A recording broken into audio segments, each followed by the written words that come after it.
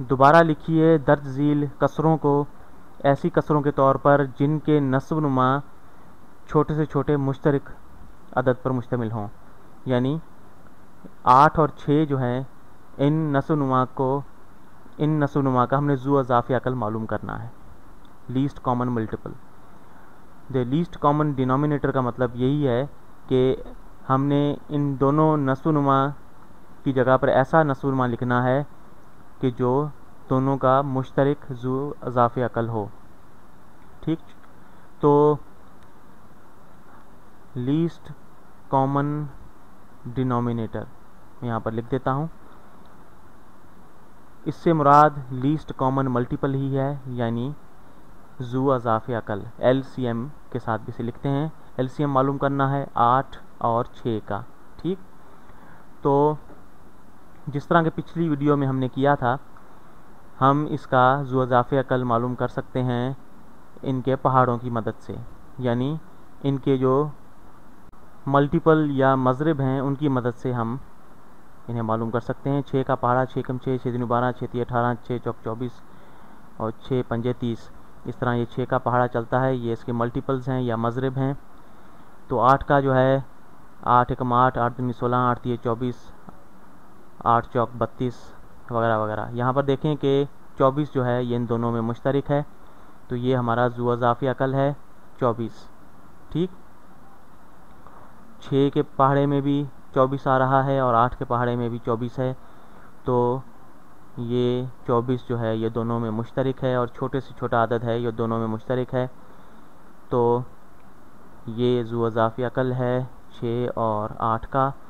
तो दूसरा तरीका ये है कि हम इनके प्राइम फैक्टर्स या मुफरद जुज़े ज़रबी निकालें। 6 के 2 और 3 होते हैं, 2 तिये 6 होता है।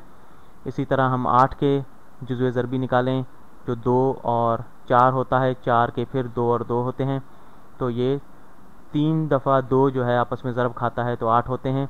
तो हमें ऐसा ज़ू इज़ाफ़ी अकल मालूम करना है जिसमें 2 और 3 हो तो वो 6 से तकसीम हो जाएगा, और अगर 3 दफ़ा 2 हो तो वो 8 से तकसीम होगा।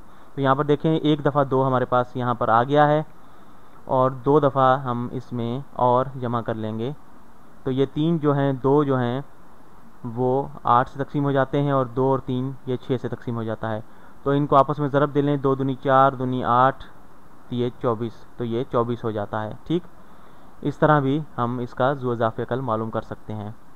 अब जो है 2/8 और 5/6 जो है इनका नस्ब-नुमा हमने निकाल लिया 24।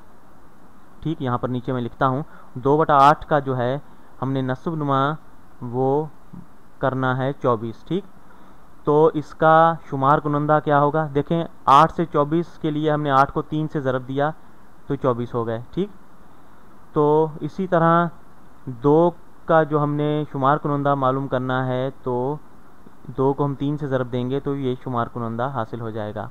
2 तिये 6, तो 6/24 बराबर है 2/8 के।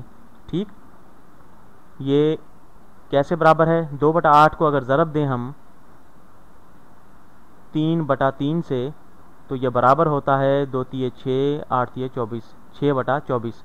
तो 2/8 बराबर है 6/24 के, क्योंकि 3/3 जो है वो 1 के बराबर होता है। ठीक, तो इस तरह 2/8 6/24 के बराबर हुआ। अब हम मालूम करते हैं 5/6 को। तो 5/6 का जो है अगर हम नस्ब-नुमा 24 रखें, मैं इसे दूसरे रंग से लिखता हूँ, नीले रंग से, तो अगर 24 हो नस्ब-नुमा तो 6 से 24 होने के लिए हमें 4 से ज़रब देना होगा 6 को, 6 चौक 24 होता है, तो 5 को भी 4 से ज़रब देंगे। ठीक, तो ये शुमार कुनंदा हासिल हो जाएगा 5 चौक 20, तो ये 20/24 यह हमारे पास शुमार कुनंदा आ गया। ठीक, अब हम इन दोनों रकमों को जमा कर सकते हैं, लेकिन हम इन्हें जमा नहीं करेंगे क्योंकि हमें इतना ही करने के लिए कहा गया था। ठीक।